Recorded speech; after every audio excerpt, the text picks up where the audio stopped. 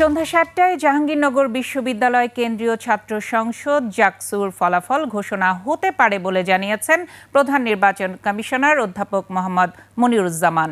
সকালে জাকসুর ভোট গণনা কার্যক্রম দেখার পর সাংবাদিকদের তিনি একথা জানান। তিনি জানান, এরই মধ্যে ৮৫% ভোট গণনা সম্পন্ন হয়েছে।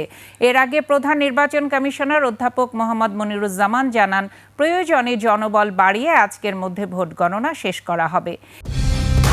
কালার এক্সপার্ট, জর্জ স্যাপ এবং মাইল্ড অন হ্যান্ডস টেকনোলজি সমৃদ্ধ অরিক্স ক্রিস্টাল ওয়াশ আপনার লন্ড্রি এক্সপার্ট। এদিকে বিশ্ববিদ্যালয়ের প্রক্টর অধ্যাপক রাশিদুল আলম জানান, আজ দুপুর 2টার মধ্যে ভোট গণনা শেষ হবে।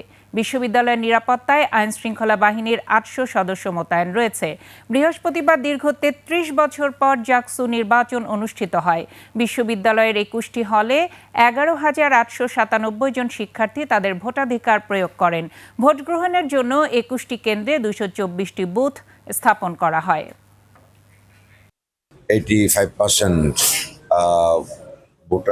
ব্যালট পেপারের গণনা কাজ শেষ হয়েছে, যে আশা করি আমরা সন্ধ্যা ৭টার মধ্যেই রেজাল্ট তৈরি করে ঘোষণা করতে পারব।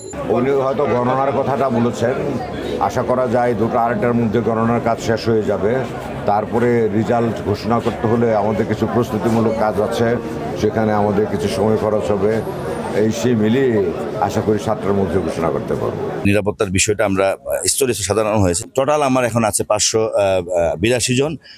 এরপর আমার স্ট্যাটিক্স আছে, বিভিন্ন সব মিলে আমার প্রায় এখন ৮০০ মতো লোক কাজ করছে।